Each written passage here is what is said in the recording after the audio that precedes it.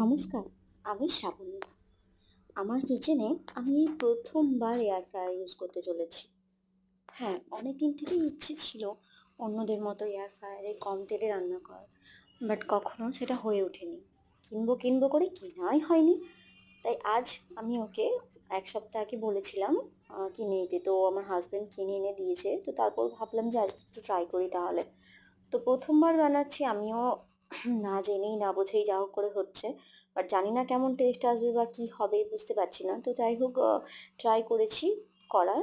আশা করি তোমাদের দেখে ভালো লাগবে। যদি ভালো লেগে থাকে আমার ভিডিওটা, তাহলে অবশ্যই একটা লাইক করে দিও। কেমন? আজকের মতো টাটা। আর এটা ছিল চিকেন তন্দুর রেসিপি।